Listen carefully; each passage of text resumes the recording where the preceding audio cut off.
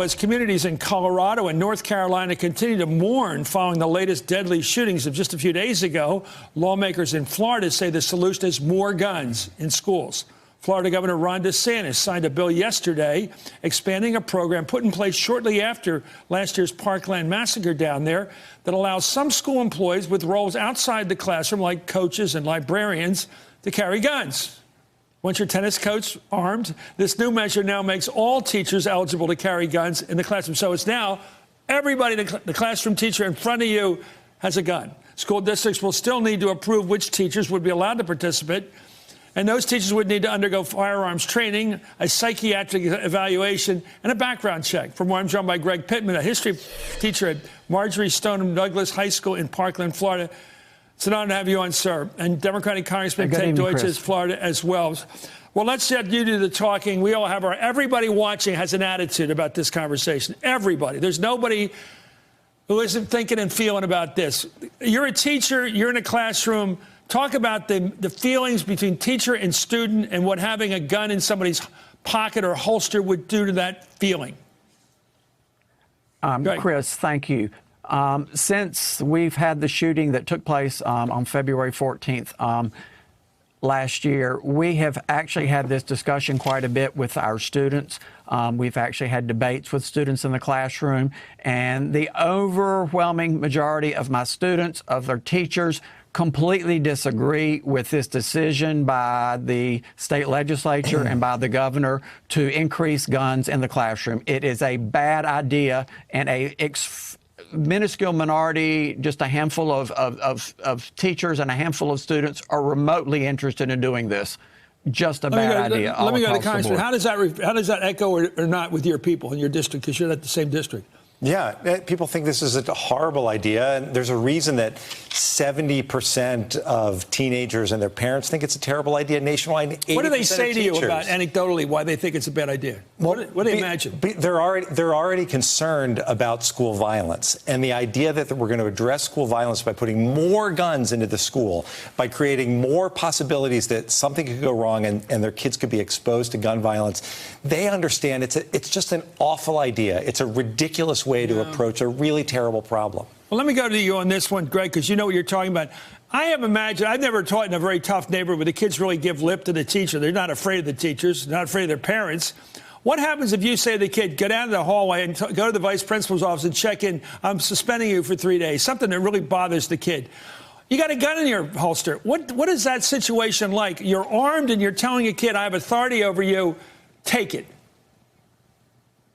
Again, I have been in some tougher schools in Douglas now, so that's not quite the situation. But exactly, the kid may challenge you, and depending on the experience level of the teacher, their blood pressure may rise, and they may make a mistake, and/or the children or a number of students could rush the teacher, say it's in a holster on the teacher. They could overpower the teacher and get the gun. As the congressman said, there are many, many, many bad outcomes that can come of this and very few positive outcomes. One other thing that the reason we're in schools is for our students to learn. And the number one thing that the students have told me that they would be worried about was where would the gun be? And I can see the level of my students from what they were prior to the shooting and after the shooting. They are not performing at the level that they should be. They are having enough trouble as it is, and I know if there was a gun in the classroom, as I'm sure other students, they're all going to wonder, where is the gun, who's got the gun, and that would be the number one thing on their mind, as opposed to being there for education. And as far as if this is truly for safety, this is not the way to go. This is only to sell more guns. It has absolutely nothing to do with safety, because would you want a person with only 144 hours of training to be the one carrying a gun? When we had a deputy officer with the sheriff's department, 33 years experience, and he was unable to use his gun being properly trained, how can those of us with minimal training be expected to use a gun properly, shoot the proper kid if a kid has it, et cetera, et cetera, et cetera? And I'm a gun owner. It's a terrible idea. Well, here's NPR, or actually not NPR, NRA spokesperson, big difference, Dana Loesch, on what's to blame for the recent school shootings. And no surprise, she says it's not guns.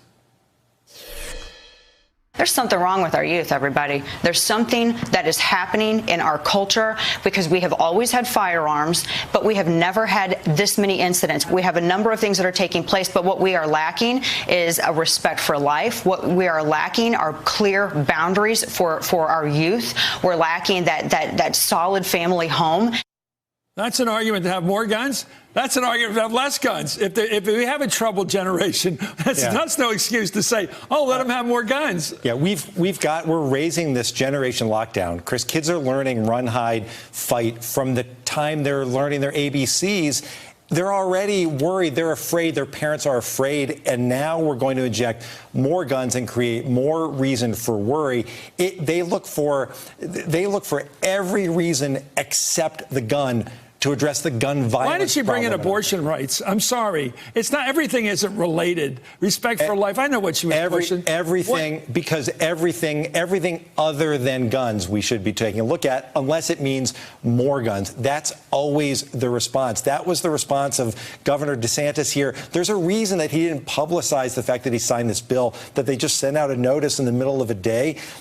They understand how unpopular this is, and they understand what the threats are to our kids. Let me get back to Greg. It's just an honor to have you on because a friend of mine teaches high school down in Tampa. I think you guys are the front lines in life. You're greeting the new generation. You're there all day. What's your reaction to that NRA spokesperson about the younger generation being troubled? And you said it your own way. What is going on with the kids you teach that you notice is different from the past? I'm curious. I think one of the things that is definitely a lack of responsibility that they're learning from our president. They're learning from our elected leaders, perhaps their parents and others. They're learning that you don't have to live up to your responsibilities, that you can say or do anything and get away with it. And I think that we need to teach them that they need to be responsible for themselves. They need to be responsible for each other. There is a decision that you make when you choose to use a gun and to shoot it. And I think this whole question of our elected leaders, unfortunately, Congressman Deutsch has been in my opinion, certainly a positive leader and certainly positive in this area as far as gun safety. But I think that the representative, I won't even mention her name because I've been attacked by her so many times on so many things because I express my opinion. She's only about to sell more guns. That's all this whole thing is about, is selling guns. If they were truly interested in what teachers thought, there would have actually been some teachers on this, the commission that studied this safety thing. There were only police officials, sheriff's types, or a few other elected officials. There were no teachers at all. The teachers overwhelmingly are opposed to this. The students are overwhelmingly opposed to this, and yet they pass it anyway. Who are they supposed to listen to? So it's going to be interesting when more of our students continue to get elected, because one of the things that I do teach in the classroom, and I can guarantee my students will be doing in 2020, is voting. And they will be voting along this issue.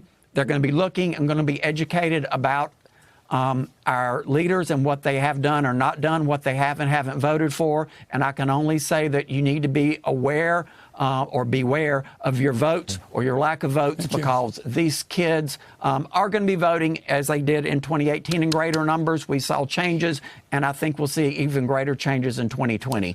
Greg Pittman, thank you so much for your service to your students and the country. Hey there, I'm Chris Hayes from MSNBC. Thanks for watching MSNBC on YouTube. If you want to keep up to date with the videos we're putting out, you can click subscribe just below me, or click over on this list to see lots of other great videos.